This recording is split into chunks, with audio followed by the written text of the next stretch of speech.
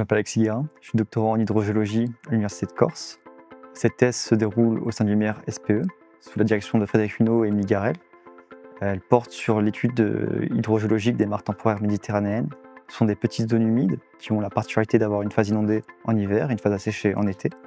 Et cette particularité en font les hôtes d'une biodiversité unique et adaptée à ce cycle de période aquatique et terrestre. Les objectifs de cette thèse est d'identifier le rôle des eaux souterraines dans les processus d'inondation et du maintien d'inondation au cours du temps, afin d'améliorer l'évaluation de leur résilience ou vulnérabilité face aux changements globaux, que ce soit le changement climatique ou l'anthropisation des milieux.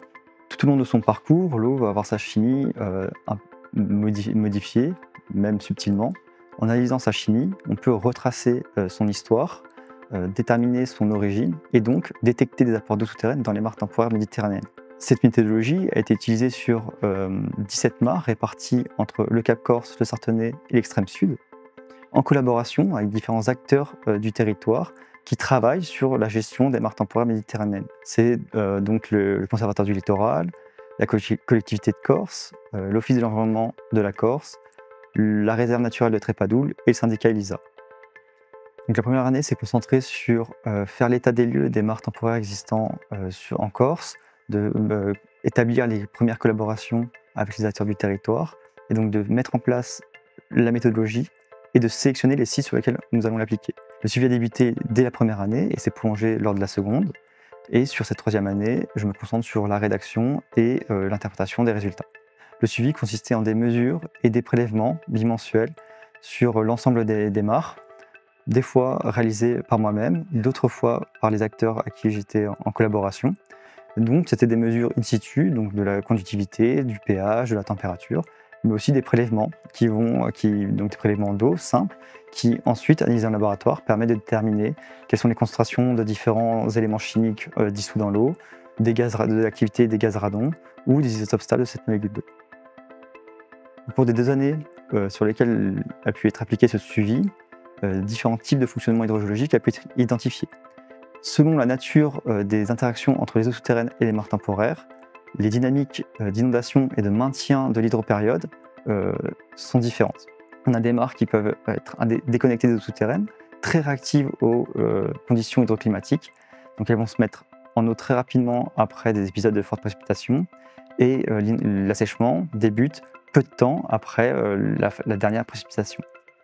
Pour les mares qui sont connectées aux eaux souterraines, on ne suit plus les conditions hydroclimatiques, mais plutôt la dynamique de la nappe d'eau souterraine.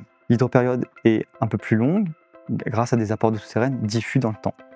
Il existe également des mares à cheval entre ces deux types, qui sont connectées avec les eaux souterraines que de façon provisoire. Elles combinent les deux aspects avec une certaine réactivité face aux précipitations, elles vont se mettre en eau très facilement, et une durée d'hydropériode un peu plus longue grâce à ces apports d'eau souterraine. Comprendre le rôle des eaux souterraines dans le fonctionnement hydrogéologique des mares temporaires méditerranéennes est un premier pas vers une approche globale de ces écosystèmes d'intérêt. La zone qui contribue aux mares temporaires par le ruissellement n'est pas la même que celle qui contribue à la recherche de la nappe, qui elle-même contribue aux mares temporaires. Et donc, intégrer les eaux souterraines dans la compréhension du fonctionnement des mares temporaires permet de déterminer des espaces de fonctionnement qui correspondent, qui intègrent l'ensemble des flux contributifs à ces écosystèmes. Ces espaces plus vastes peuvent, dans certains cas, mettre en relation les mares temporaires avec des activités anthropiques qui sont en dehors de leur bassin topographique, qui contribuent par le ruissellement. Le réchauffement climatique influence différemment les masses d'eau de surface et les masses d'eau souterraines, et donc la relation entre les mares temporaires et les eaux souterraines conditionne leur vulnérabilité ou leur résilience face au changement climatique. La compréhension du rôle des eaux souterraines dans le fonctionnement hydrogéologique des mares temporaires est donc nécessaire pour déterminer leur résilience et leur vulnérabilité face aux changements globaux et nécessite d'être intégré dans les politiques de gestion et de sauvegarde de ces écosystèmes.